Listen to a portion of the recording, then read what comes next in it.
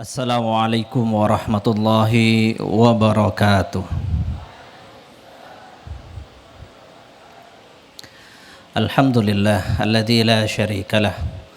Wassalatu wassalamu ala Rasulillah Sayyidina Muhammadin ibni Abdillah syafi'il anam wa khairi khalqillah wa ala alihi wa ashabihi wa mawala wa la hawla wa la quwwata illa billah. Yang saya muliakan para masyayikh, para kiai yang sudah hadir dalam acara yang insya Allah penuh barokah ini, wabil khusus guru kita Sibtu Syekhina Kiai Haji Muhammad Ismail Al-Khalili yang sudah hadir ke Suger ini. Selamat datang Kiai. Jadi beliau ini hadir di sini sudah kedua kalinya. Sudah kedua kalinya. Dulu ke Mahfilud Durar 1 sempat menginap, kemudian sekarang alhamdulillah bisa hadir lagi, geser sedikit ke Mahfilud Durar 2. Jadi di sini nih Kiai, Mahfilud Durar itu keluarga besar, ada Mahfilud Durar 1, 2, 3 dan seterusnya. Tapi semuanya orang bilang sama, Pondok Suger begitu. Dulu beliau hadir memang sengaja tidak rame-rame ya. Dan saya juga tidak rame-rame karena tujuannya memang untuk beristirahat ya. Saat itu saya kira kebanyakan orang di Suger ini belum kenal beliau saat itu. Kalau sekarang sudah kenal beliau, ketika beliau hadir lagi ke sini, beberapa bertanya, oh itu Ra Ismail mau hadir. Saya bilang, iya dulu ke sini kok. Loh iya, jadi pada nyesel semuanya, kenapa dulu nggak ngajak foto katanya. Ya, yang saya hormati dan saya takdimi pengasuh Pondok Pesantren Mahfilud Durar 2 Al-Mukarram Kiai Haji Ali Wafa Abdullah beserta seluruh keluarga besar Pondok Pesantren Mahfilud Durar 2, yang saya hormati Kiai Haji Soleh Bayani dan adik-adik semuanya yang tanpa rasa hormat tidak dapat saya sebutkan satu persatu, juga para hadirin dan hadirat rahimakumullah. Alhamdulillah pada kesempatan kali ini kita bertemu dalam tema yang luar biasa, tema yang penting ya, tema yang urgent bagi generasi muda utamanya, yaitu tentang etika bermedia sosial ya. Kita tahu bahwa media sosial itu adalah sebuah wasilah ya. Walil wasail hukmul maqasid, sedangkan bagi sebuah wasilah berlaku hukum tujuannya. Kalau wasilah itu digunakan untuk hal yang positif, maka ia akan menjadi kekuatan yang sangat positif, yang sangat besar. Ketika orang dulu mengatakan sesuatu, punya ide, maka ucapannya terbatas, tidak akan sampai kepada tempat yang luas, kepada orang-orang yang jauh. Tetapi kalau sekarang seseorang menulis di media sosial, maka tulisannya bisa dibaca oleh seluruh dunia. Jadi pemateri kita Lora Ismail ini saya pernah sampai ke dalamnya itu kategorinya SMS, sok masuk. Akan tetapi siapa yang tak kenal beliau sangat terkenal di mana-mana, jam terbangnya tinggi, Berkat apa? Berkat jangkauan media sosial. Bahkan beliau terkenal sebelum beliau pulang ke Indonesia. Sebelum beliau kembali ke Indonesia, masih di pendidikan beliau di Tarim, beliau sudah punya nama karena tulisan-tulisannya banyak viral. Karena itu luar biasa pengaruh media sosial ini apabila digunakan dengan semestinya. Orang yang tinggal di pedesaan, orang yang tinggal jauh dari kota dapat menjangkau kemana-mana dengan memanfaatkan media sosial. Saya ini orang Suger, tetapi banyak orang di luar sana yang mungkin lebih kenal saya, lebih kenal ke pemikiran saya daripada tetangga di Suger. Itu kenapa? Karena media sosial. Saya lumayan aktif dulu di media sosial sampai sekarang, tetapi di media sosialnya orang tua, yaitu Facebook. Karena itu dulu diajak beberapa tahun yang lalu oleh Ra Ismail ini, monggo saya ajak ke Instagram katanya. Alasannya satu, karena Instagram itu banyak yang muda-muda di sana. Jadi beliau ini penyuka yang muda-muda. Tapi untungnya beliau ini takwa, takut ke yang tua.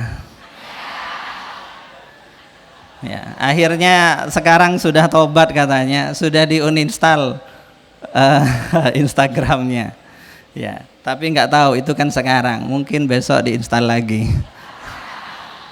Ya. Ya, kapan lagi saya merosting cucunya ke Syekhona Holil? Mumpung ada kesempatan. Tapi beliau tidak bisa membalas sebab sebentar lagi saya pergi. Ya, media sosial, dengan media sosial ini pemikiran seseorang dapat terjangkau secara luas, dapat didengar orang banyak. Ya, dapat didengar orang banyak. Ada orang bilang dulu media sosial itu tempat pamer katanya. Ya, saya bilang iya, media sosial tempat pamer. Tapi pamer itu ada dua. Ada pamer yang negatif, ada pamer yang positif. Pamer yang negatif itu ketika yang dipamerkan sesuatu yang tidak bermanfaat bagi orang lain. Itu pamer yang negatif. Ketika yang dipamerkan adalah aurat, sudah tentu itu maksiat. Yang maksiatnya bukan cuman sekedar maksiat biasa sama seperti pamer di atas panggung dangdutan misalkan, yang itu hanya dilihat beberapa orang, tetapi pamer yang luar biasa efek dosanya sangat-sangat besar. Demikian juga kalau misalkan orang cuman pamer hartanya, pamer wajahnya dan seterusnya, maka itu tidak berguna sama sekali, hanya buang-buang waktu. Akan tetapi tidak semua pamer itu negatif. Ada pamer yang justru positif. Apa itu? Ketika yang ditunjukkan adalah kebaikan yang menginspirasi. Itu adalah jenis pamer yang disyariatkan. Orang yang alim itu harus pamer. Yang dipamerkan itu ilmunya. Kalau tidak dipamerkan, orang tidak tahu kalau dia berilmu. Kalau orang tidak tahu dia berilmu, maka ilmunya tidak akan bermanfaat bagi siapapun. Orang yang punya ide-ide yang bagus, punya pemikiran yang bagus, harus dipamerkan pemikirannya di depan orang lain. Supaya apa? Ide-idenya didengar. Lah ini bentuk pamer yang baik. Jadi apabila media sosial digunakan dalam rangka yang baik, maka ia akan menjadi senjata yang sangat baik. Dan begitu juga sebaliknya apabila dia digunakan untuk hal-hal yang buruk. Nah, ini biasanya para santri itu dilarang untuk bermedia sosial selama di pesantren. Di sini tidak boleh bawa HP kan? Ya, tidak boleh bawa HP. Di pondok-pondok rata-rata nggak boleh bawa HP, kecuali orang-orang tertentu yang memang diizinkan karena kepentingan yang khusus. Nah, biasanya para santri ketika tidak boleh memegang HP, ketika dia pulang lantas ketemu HP, lah itu gembiranya itu seperti kucing yang baru keluar dari kurungan. Kucing itu biasa saja, kalau kucing dilepas biasa saja dia akan pilih-pilih makanan. Kucing itu kalau dilepas, dia tidak akan memakan makanan asal makan, enggak. Dia akan pilih-pilih, hanya ambil makanan yang enak. Kalau enggak enak, enggak akan dimakan. Tetapi kalau kucing itu dikurung, dia merasa terpenjara, ketika dilepas, meskipun ayam diserang itu. Nah itu kucing.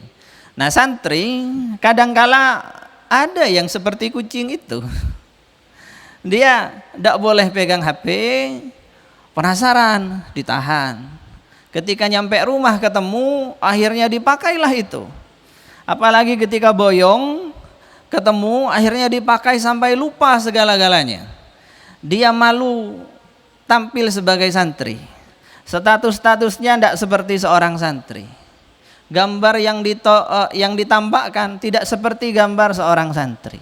Nah ini banyak karena ingin memuaskan atau balas dendam, dari dulu tidak bebas begitu. Lah ini yang kemudian menjadi citra negatif bagi santri itu sendiri. Kan tetapi secara umum etika bermedia sosial, menggunakan media sosial ini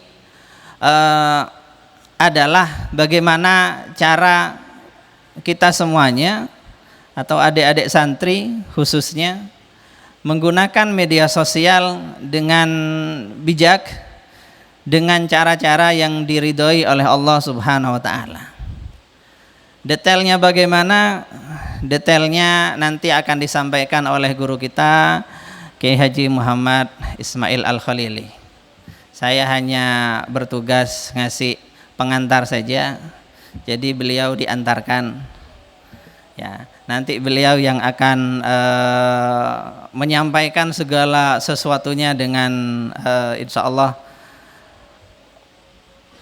memuaskan semua pihak ini. Ya, karena beliau ini